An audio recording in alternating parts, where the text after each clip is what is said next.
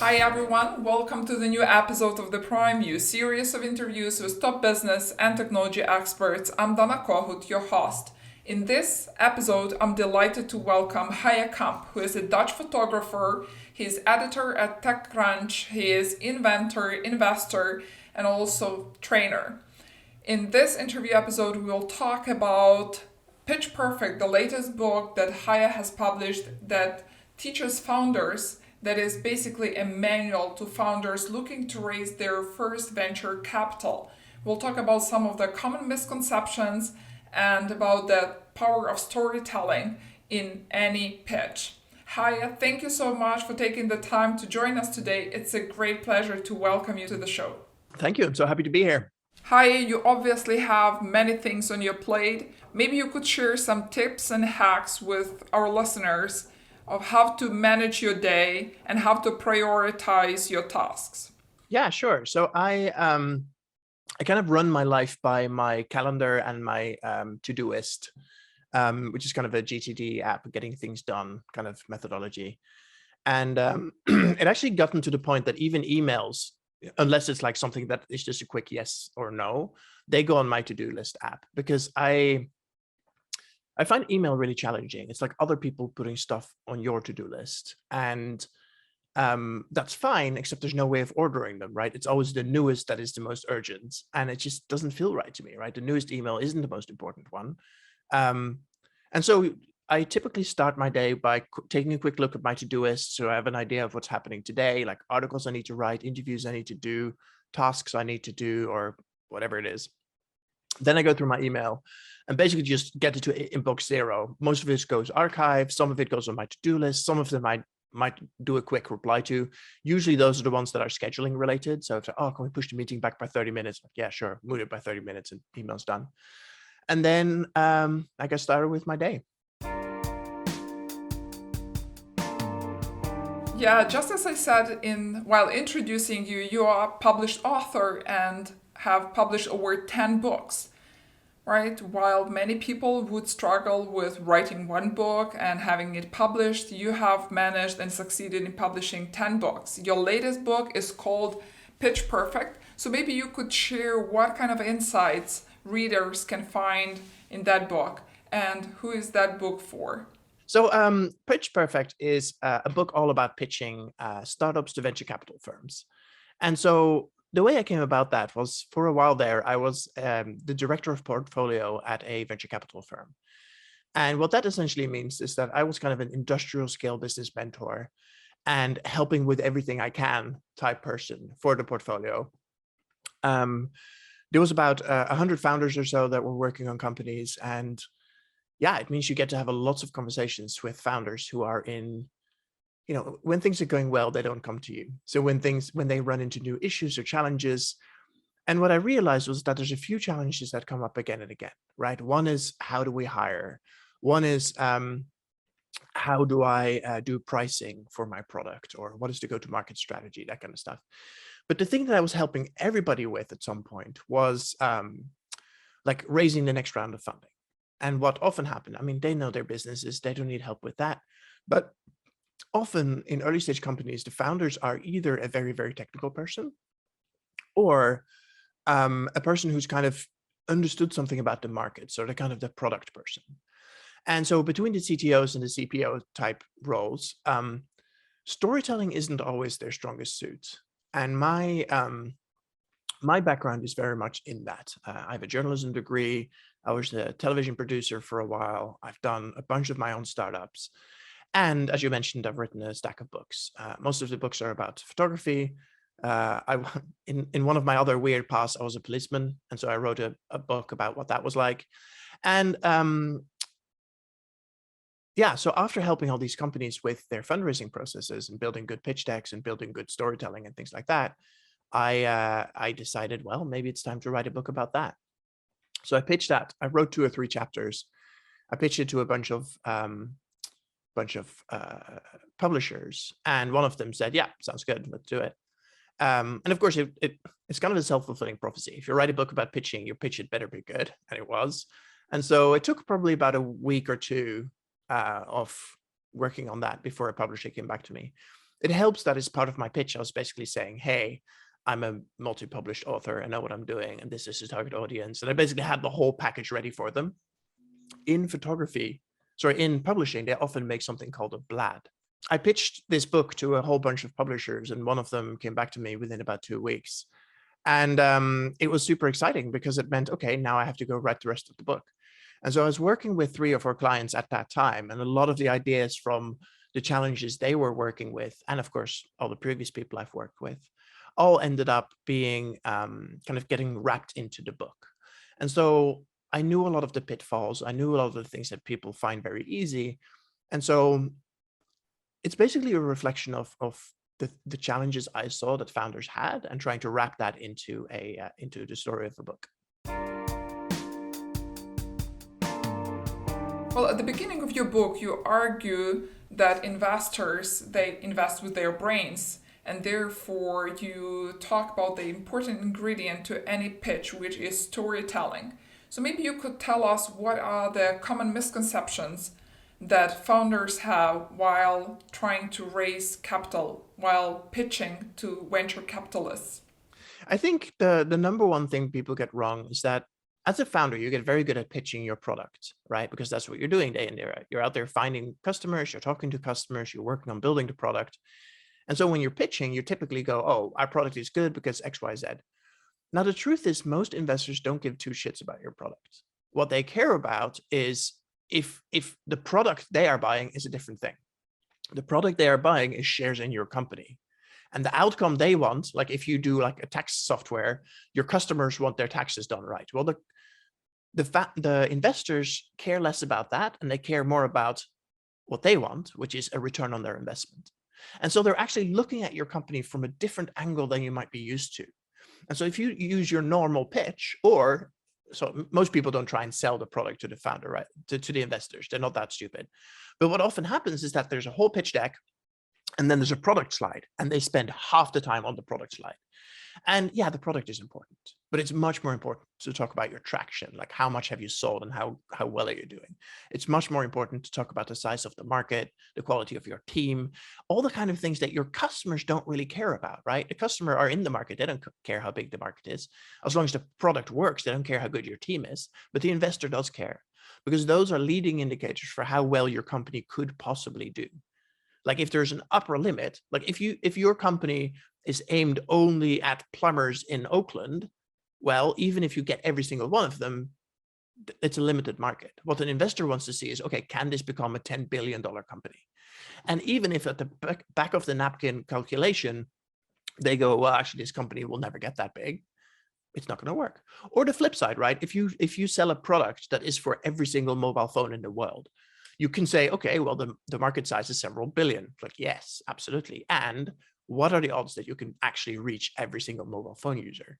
They don't have much in common other than having a mobile phone. But similarly, most of them also have noses, right? So it's not a helpful way of looking at the market. And so here we're talking about the TAM, SAM, SOM kind of thing, the total addressable market, the total available markets, the total serviceable market, and the slice of the market you can actually get to. Again, if you're using tax software and you're making, and in the US, there's 360 million taxpayers, right? In theory, the market size is 360 million. Well, yes, and a lot of them are children. They don't pay tax. A lot of them have a tax accountant. They don't need your services. And suddenly the size of the market rapidly declines. And so having a very clear and honest look at what is the largest your company could possibly get is very helpful for the investors. And then you can think about doing brand extensions and that kind of thing to make the market bigger or to make the value per customer bigger. And so I think those are some of the things that I often end up fighting with my founders about, because they are super excited about their companies, but they haven't thought about it from an investor's point of view. Yeah. I think the final piece I would say is not having a clear ask is also a really big challenge. So if you say, oh, I've spoke to a founder last week and I feel really sorry for him, but he was like, oh, I'm raising $10 million. I was like, okay, let's talk about that. And he didn't have a clear idea of what he was going to use the money for. And his company was very, very early stage. And I was like, look, it is possible to raise 10 million, maybe. But if you do, you're going to have to give up a lot of your company. It would make a lot more sense to to, raise 1 million and then prove out a bunch of stuff and then raise 9 more later, or more likely 15 more later. And he was like, okay, let's raise 1. I was like, okay, well, now the whole pitch is wrong, right? You can't do the same with 10 million as you can with 1 million. And he was like, oh, I haven't really thought about what I'm going to do with the money yet. I was like, okay, well, you got to go right back to the drawing board, because the first thing you do is to find out what do you need to do in the next 18 months to raise the next round. So you're kind of thinking 1 round ahead. Then the next thing after that, you're like, what are the actions? What are the people? What are the milestones you have to do to get there? How much is that going to cost? And so you kind of work backwards from there. And if you do the sums and the money that comes and the final sum that comes out is like, okay, I need $3 million to do this, then go and raise 4, right? Give yourself a little bit of a buffer, because nothing ever goes to plan. This is still a startup after all. And then you know how much you raise, and then you tell the story around that. So it really starts with that. And then from there, you can build the whole story around it. But it was just heartbreaking, because this founder has put so much work into making a deck that made sense for $10 million. And I was like, man, I'm sorry, this doesn't make sense. An investor sees that and goes, I don't even need to have this conversation. This is not a serious founder, right? And so he may have sent this out to dozens of investors and never heard anything back and thought everybody hated his company. But realistically, what they saw was that he was an inexperienced founder. Yeah, that's a great story, and I believe many founders might be able to recognize themselves in it. Yeah, so what specifically is your role when somebody comes to you and asks you to look at their pitch deck? So how do you specifically help them fine-tune that pitch deck and succeed in raising capital? So it's funny, people come to me and go like, can you design my pitch deck for me? And I'm like, you really don't want that. I'm a terrible designer.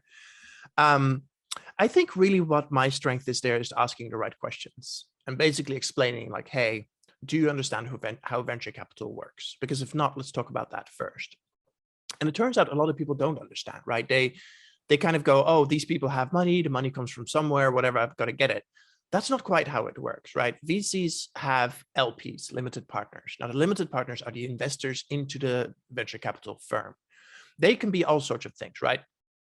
And what you have to remember is that for them, the money they invest in venture capital is high risk capital. They realize there's a very good chance they might lose it. There's also a pretty decent chance they will get 10 times the money back, right? Or 100 times if they're really lucky. And so this is their gambling money. This is their pocket change, right?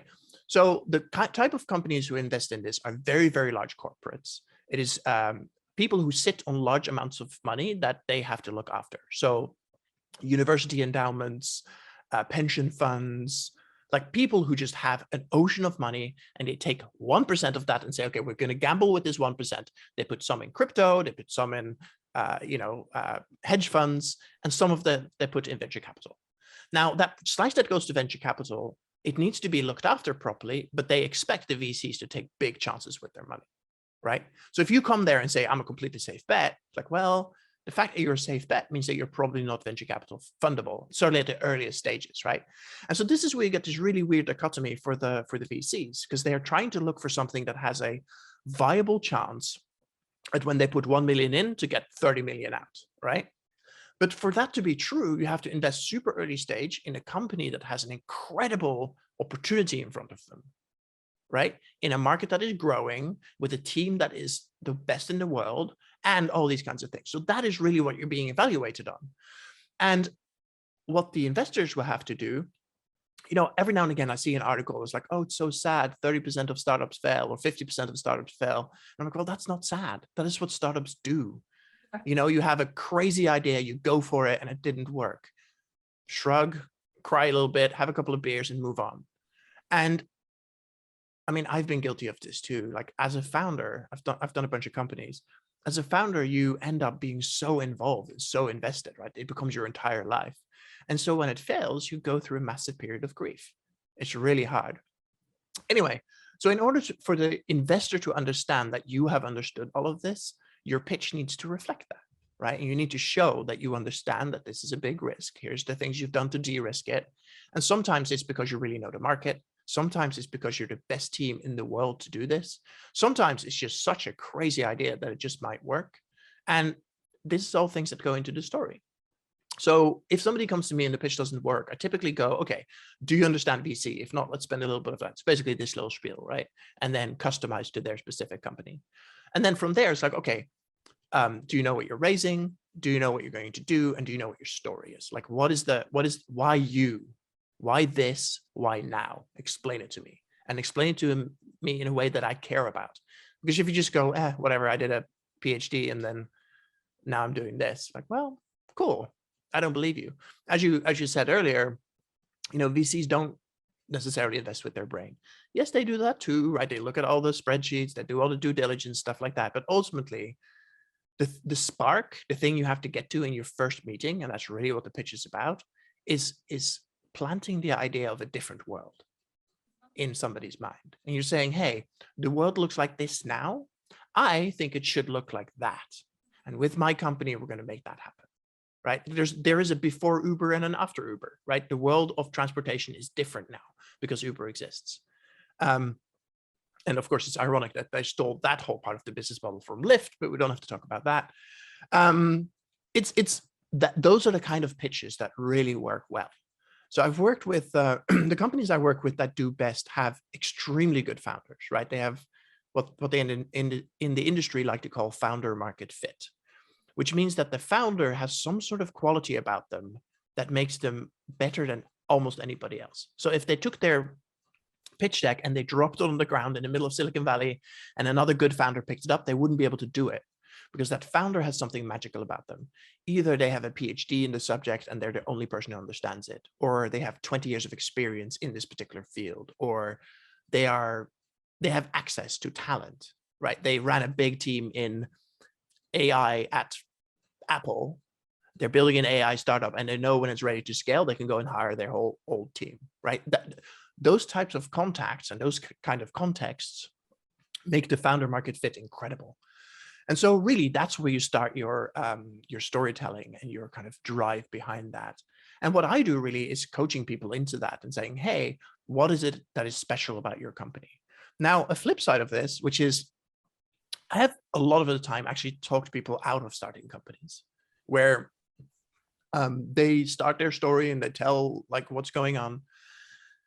And we end up in this really awkward place where I'm like, well, are you sure you want to do this? It feels to me like you have a good idea. I believe you.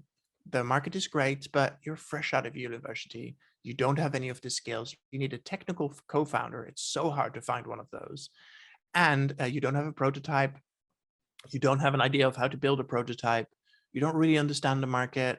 I've been able to ask you a bunch of questions that really stump you. You're a talented, smart person. Is this really the best thing you could be doing with your time right now? Or if you really want to build a tax software startup, go and work at a tax software company for a while. Soak up as much information as you can, make lots of friends, get really acquainted with the coders so you can hire some of them when the time comes. Be strategic about it. If this company is going to be big, it can wait a couple of years, right? And then, build up the foundations. And yeah, more than once, a founder goes, you know what?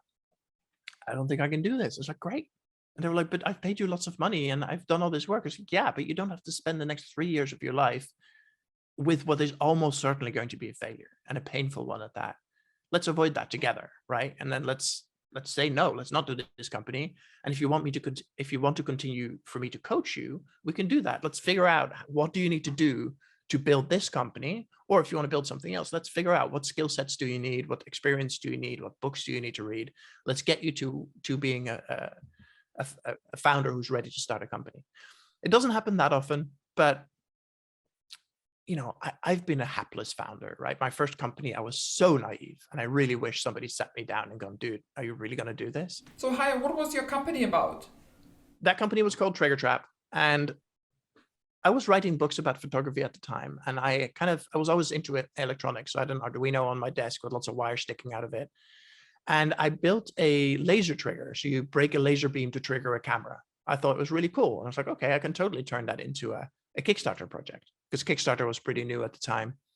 And so I built a little prototype. I found a freelancer to help build me a version of this that could be pretty cool.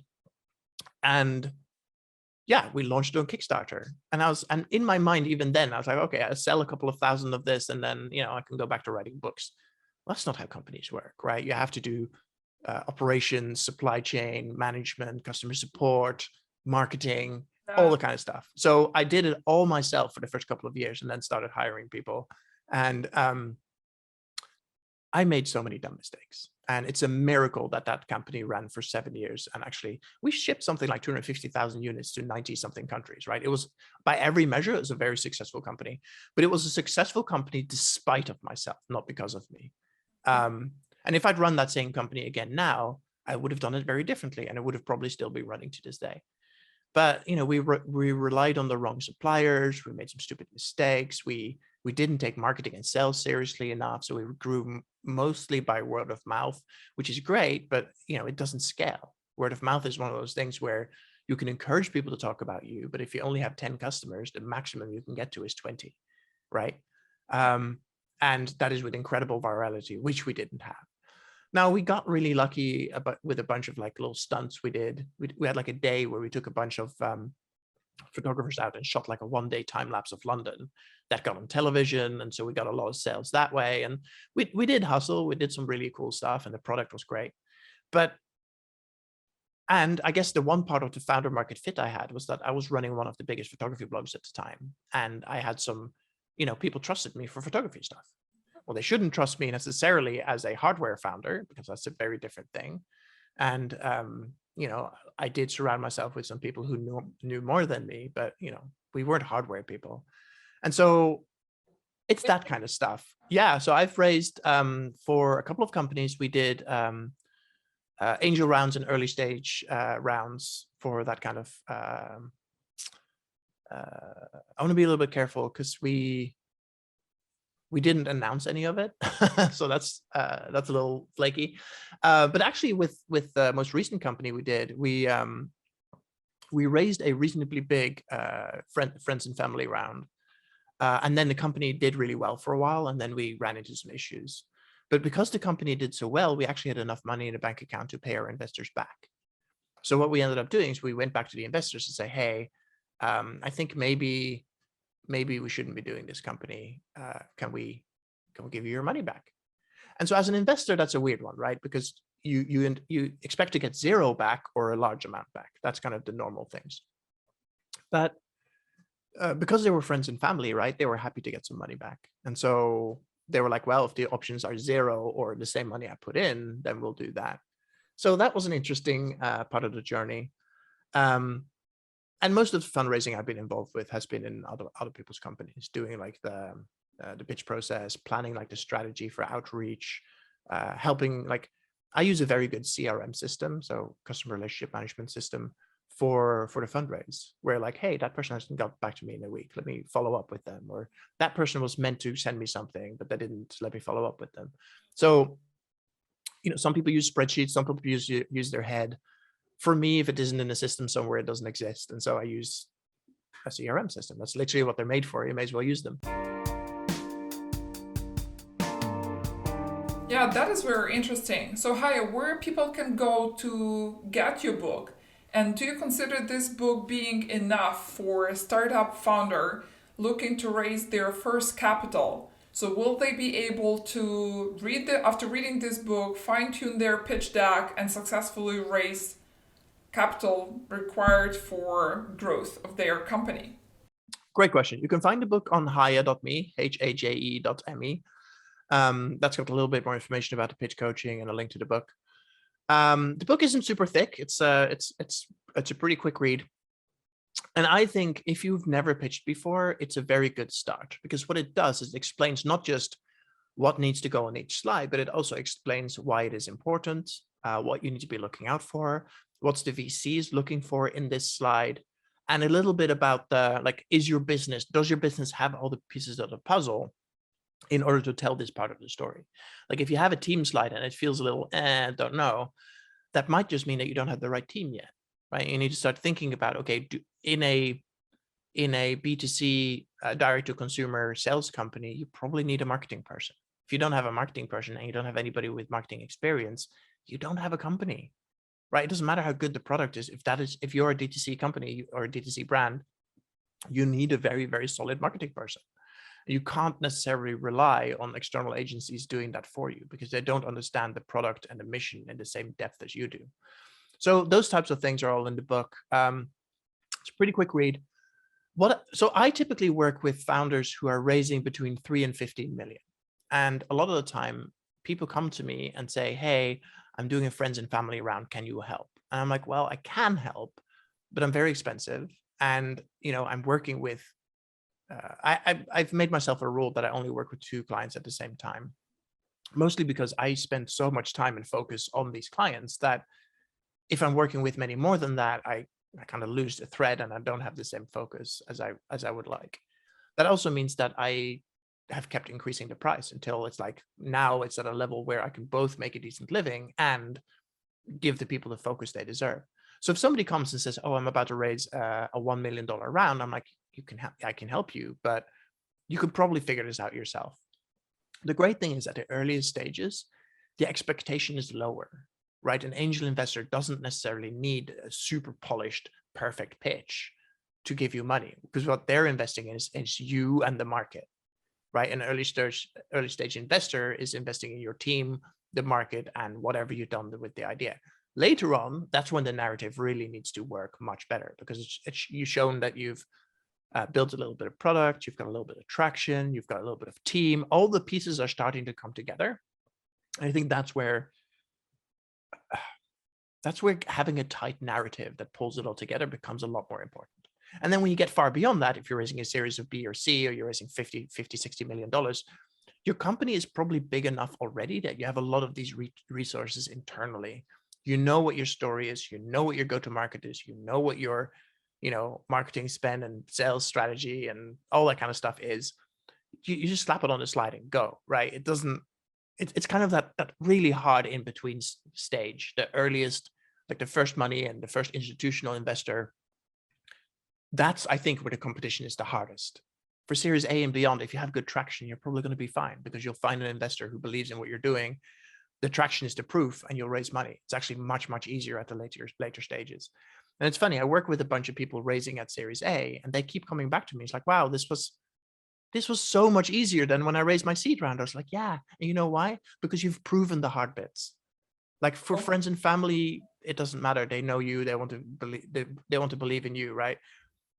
It's that round that really trips people up, and that's where I'm doing my work. So that works out really well.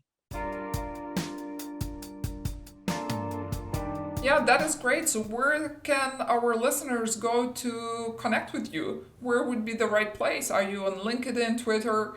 So Haje.me.